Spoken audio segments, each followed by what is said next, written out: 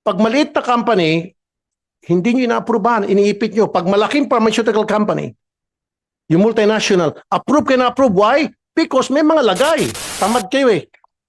Look at this. These are Chinese products na nabibili sa Binondo. Na sinabi nyo, warning, masama sa kalusugan.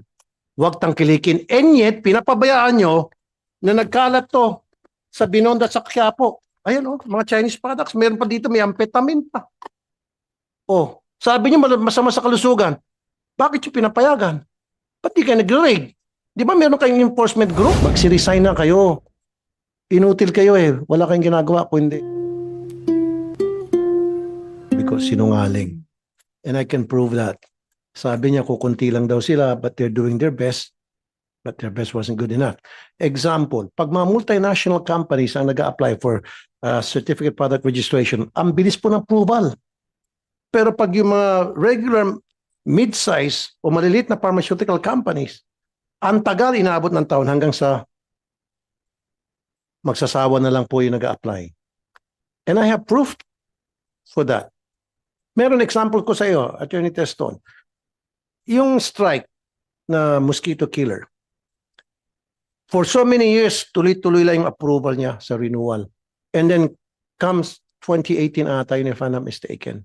Kasi sila yung produkto na water-based. Kaya kahit na kumakain ka, mag-spray yan, hindi ka malalason. Unlike dun sa isang competitive na kompetensya na produkto.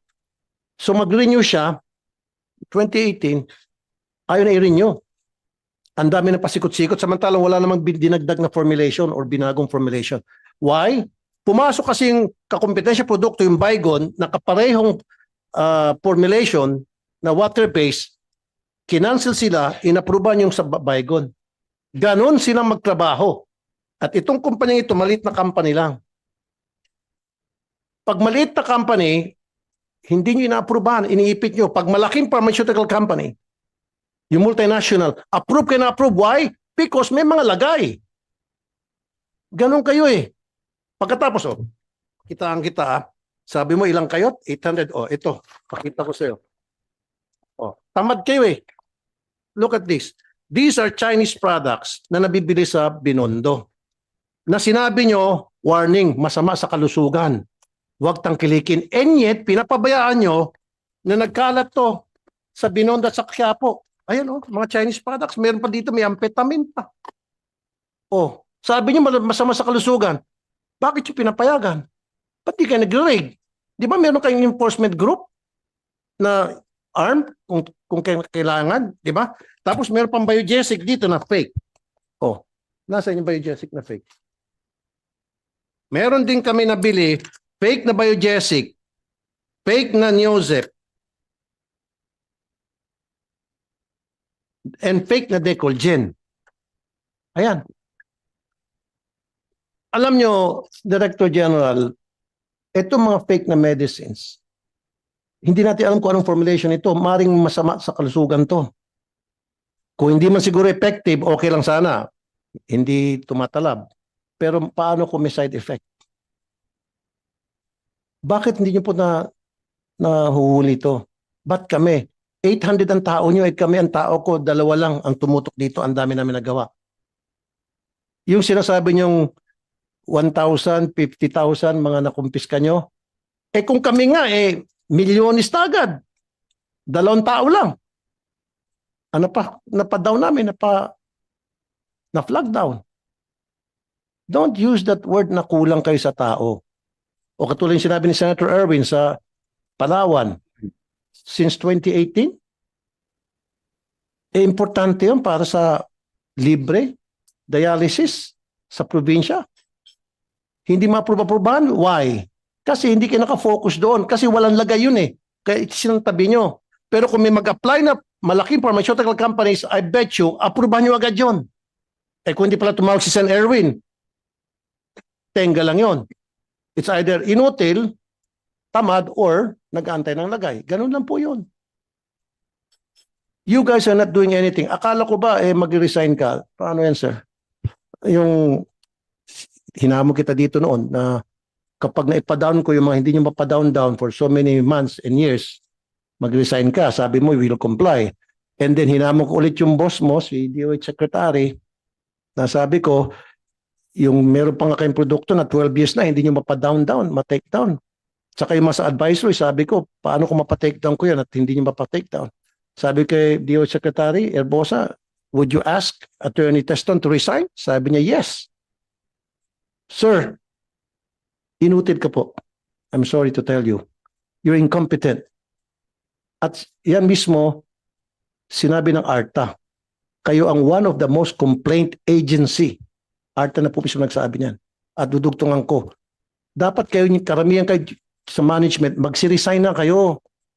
Inutil kayo eh. Wala kayong ginagawa kung hindi humintay lang siguro ng lagay mula sa mga malalaking pharmaceutical companies. Yung mga hindi naglalagay, sorry kayo, naglalagay, tuloy-tuloy lang, hindi gaya. Na, mabilis lang. Bakit nakalusot itong mga fake na mga Decolgen, fake na Newsep? Alam niyo po ito?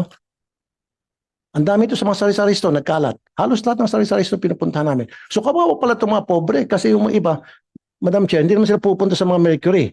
Kung ano yung pinakamalapit, tindahan, sari-sari store, bili sila dyan. Tapos mas mura. Oh, yung pala fake.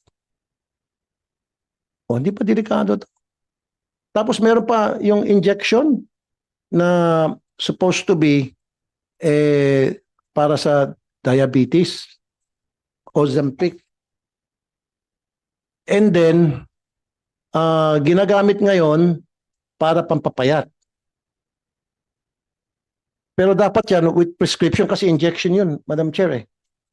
At binibenta sa Shopee. Hindi niyo po nahuli yun. Binibenta sa Lazada.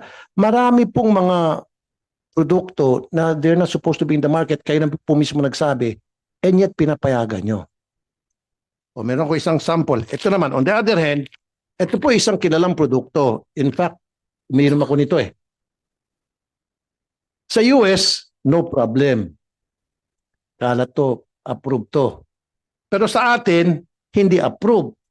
Kasi hindi registered daw.